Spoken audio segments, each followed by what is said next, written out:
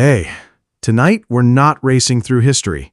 We're walking, slowly, step by step, into the dust and the heat of ancient Egypt. Everyone remembers the pyramids, the gold masks, the mysterious gods painted on tomb walls.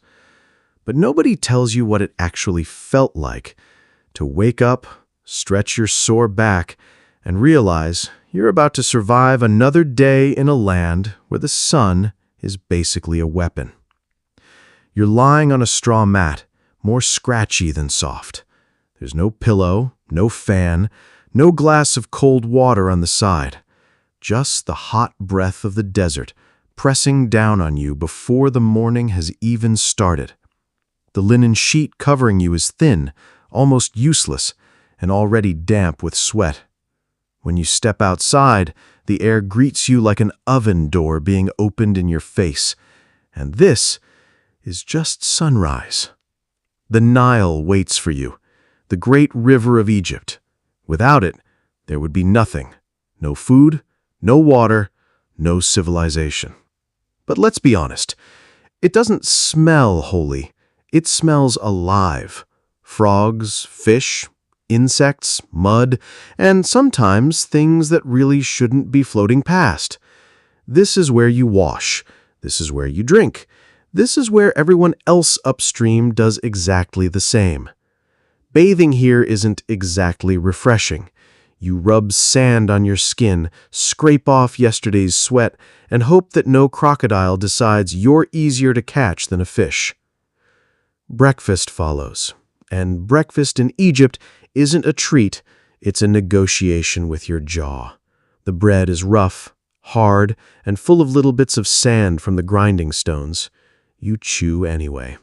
Every bite feels like grinding your own teeth down. Beer comes next. Not the cool, foamy kind. Think warm, thick, cloudy porridge in liquid form. It fills your stomach, but not your soul. Still, it's safer than the Nile water, so down it goes. And then, of course, work, because in Egypt, work is life. The sun is your boss, the pharaoh is your god, and the overseer is the man shouting at you until your arms ache and your skin peels. You dig, you haul, you drag stones bigger than your body. Or, if you're unlucky, you carve tombs in silence, knowing you'll never rest in one yourself. Women aren't spared either. They grind grain, weave linen, haul jars of water, care for children, and then go help in the fields anyway. There is no break, no day off, just survival stretched out into decades. And if you ever feel like complaining, careful, because in Egypt, the man at the top isn't just powerful, he's divine. The pharaoh is a living god, his face carved in every wall, stamped on every amulet. Questioning him is questioning the universe itself, which means your grumbling about long hours could suddenly turn into an early funeral. So yes, ancient Egypt shines in our imagination. Golden masks, towering pyramids, eternal gods. But if you were just an ordinary person, life was hot, exhausting, and sharp-edged, like sand between your teeth that never quite goes away. You open your eyes in ancient Egypt, where one man's face is larger than life, literally. On every wall, every mural, the pharaoh towers over everyone else. That's not just artistic flair, that's the law. To the people, he isn't just a king, he's a living god. And if you're a commoner, you'll never see him up close. At best, you'll catch a glimpse of his golden boat floating by during a festival, vanishing back into palaces you'll never enter. If you're assigned to a royal project, a tomb, a temple, or a statue so massive it scrapes the sky, you don't complain. You tell yourself it's an honor, because pretending is safer than honesty. Anyone who questions the pharaoh's rule disappears, as swiftly as a sandstorm swallows the horizon. You are lucky, they say, just to sweat in his name. And then there's the sand, always the sand. It's your co-worker, your seasoning, your shadow. It creeps into your food, your bed, even the folds of your linen clothes. Every loaf of bread grinds your teeth down a little more, because the flour is filled with grit from stone mills. That's why Egyptian skulls are found with teeth worn smooth as river pebbles. There's no escape. Even in your home, sand pours through cracks, covering your floor, your cooking pots, your bed. Shoes? Most people don't have them, and if you do, they're papyrus sandals, better at looking pretty than keeping the desert out. When the storms come, the sky turns red. You're blinded, choking, spitting out dust as the world vanishes around you. Sand here isn't just part of life, it is life, clinging to your body, inside you, forever. Religion isn't separate from this. It shapes it. The gods are everywhere. Ra steering the sun, Thoth keeping the scribes in check, Sobek guarding the Nile, Bastet watching from every alleyway in the shape of a cat. You live in a world where every action must honor them. You spill a drink, you whisper a prayer. You trip in the field, you beg forgiveness. Even in death, the gods aren't done with you. Your heart will be weighed against a feather, and if it's too heavy, if you lied, stole, or cursed, you'll be devoured by a beast with the head of a crocodile, the body of a lion, and the hunger of eternity. And yet for Egyptians, this wasn't terrifying, it was comfort. The afterlife was a continuation, a balance, a reward, so long as you lived by the rules of Ma'at, the eternal order. The temples gleamed, the priests held power, and you, a peasant, could only hope the gods noticed your prayers. But prayers won't fix everything. Step on something sharp, get an infection, and suddenly you're at the mercy of ancient medicine. And medicine here is a gamble. Yes, Egyptian healers were skilled, some of the best of their time. They stitched wounds with linen, drained abscesses, even set bones. But for every knife or herb, there was a spell. A fever might be treated with honey, and also a whispered charm against evil spirits. A headache? Crushed onions rubbed into your scalp. An infection? Moldy bread and prayers. And if you needed surgery, you'd better be strong enough to survive the knife without anesthesia, because your only pain relief was someone holding you down. And women? They had rights that might surprise you. Land, business, even divorce. On paper, it sounds advanced, but reality was backbreaking. Grinding grain from dawn, hauling water, cooking, cleaning, farming, raising children. Childbirth was raw and dangerous. No medicine, no safety nets, just incense, midwives, and hope. Fashion offered little comfort. Linen dresses clung to skin, bugs feasted freely, and makeup was painted with lead.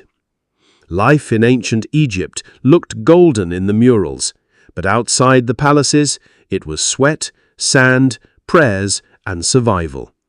You lived not for yourself, but for Pharaoh, for the gods, and for the hope that when your heart was weighed, it would be lighter than a feather. To be born into a wealthy family in ancient Egypt, well, life was simply better. You could learn to read and write, keep track of estate accounts, or even become a priestess. If you were born into the royal line, your fate might stretch further. You could rise all the way to Pharaoh, like Hatshepsut or Cleopatra, ruling with sharp brilliance, and eyeliner so powerful it carried the weight of kingdoms. But for the poor, status on paper meant little against the weight of survival. Your life was work, endless, grinding work. You sweat under the desert sun, bending, carrying, birthing, burying, and praying. Not chained by law, no, but bound by hunger, by the need to keep going another day. Still, Egyptian women were not without agency, and in that their world was strikingly different. They could speak in court. They could keep their inheritance. Marriage did not make them property. Compared to much of the ancient world, that was extraordinary. Yet comfort, true comfort, that was reserved for statues and goddesses, not the woman elbow-deep in dough, swatting flies from her child. And so, you make it through another day in Egypt. You eat your gritty bread, you haul your water jars, you whisper prayers to avoid divine wrath. And maybe, if the desert winds are merciful, you dodge a sandstorm. At last you think you can rest. But not yet. Because in Egypt, the true test begins only after death. For the Egyptians, death was not an ending. It was the doorway to a long, bureaucratic journey through the underworld. If you thought your overseer in the fields was strict, just wait until you stand before the gods of judgment. Your soul is led to the hall of Ma'at. Here you face not one, not two, but 42 divine judges. Before them you must speak, not just prayers, but proclamations of innocence, what's called the negative confession, the oldest courtroom testimony in history. One by one, you declare, I did not steal, I did not lie, I did not covet my neighbor's donkey. And on it goes. Your eternal future depends not only on what you did in life, but on your ability to stand before the gods and claim purity of heart. In ancient Egypt, death wasn't an ending, it was a doorway. But stepping through that doorway was no gentle walk into the sunset. It was a trial, a journey, a test so precise that every breath of your life prepared or doomed you for what came next. First came the voyage through the underworld. Your soul slipped from your body and floated across a dark, endless desert. Shadows stretched like black rivers. There were gates to pass, each guarded by spirits with crocodile jaws and hawk eyes, demanding passwords only the well-prepared could answer. Every obstacle was a question. Had you lived with truth? Had you honored the gods? Did you remember the sacred words? If you faltered, a demon waited patiently to devour the memory of your name. At last, you reached the hall of Ma'at. The chamber was vast, its ceiling lost in darkness, its walls alive with flickering torchlight. Before you stood a tribunal of 42 gods, silent and watchful, each embodying a law of the cosmos. Here you began the negative confessions, a recitation older than the pyramids themselves. I have not stolen. I have not lied. I have not slain the innocent. I have not coveted my neighbor's donkey. Every phrase was a tightrope. Miss one, stumble on a word, or speak with a guilty heart, and the silence of eternity would close in like a sandstorm. Then the final reckoning. Your heart, believed to hold every thought, every memory, every hidden truth, was lifted from your chest and placed upon a golden scale. On the opposite side rested the feather of Ma'at, symbol of justice and cosmic balance. A perfect life meant a perfect balance. But if your heart weighed heavier than the feather, pulled down by cruelty, deceit, or even the careless breaking of an oath, there was no appeal, no second trial. Waiting nearby was Amit, part lion, part crocodile, part hippopotamus, the three most feared creatures of the Nile combined into one nightmare. She did not chase, she did not roar, she simply opened her terrible jaws and swallowed your soul whole, erasing it from existence. For a people obsessed with eternity, this was the ultimate terror. Not pain, not fire, but nothingness. Yet for those who passed, the reward was eternal. You stepped into the field of reeds, a paradise mirroring Egypt at its most fertile. The Nile shimmered like liquid gold, grain stood higher than your head, and families long gone embraced you once more. Here work was gentle, boats drifted lazily, and the sun no longer scorched. But even this perfect world required preparation. That is why the living spent lifetimes building tombs, filling them with food, tools, and small luxuries, loaves of bread, jars of beer, combs, toys, even board games, so the soul would want for nothing. And always there was the Book of the Dead, a scroll of spells and maps, a spiritual guidebook whispering, "Remember this name. Offer this prayer. Do not insult the crocodile god." While living, comfort was rare. Linen, blessed linen, breathable, was the single grace granted by the blazing sun. Every man wore a short white kilt, every woman a sleeveless dress of the same fabric.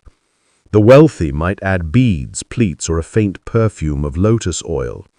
The poor wore whatever scraps remained after endless washings in the Nile's muddy banks.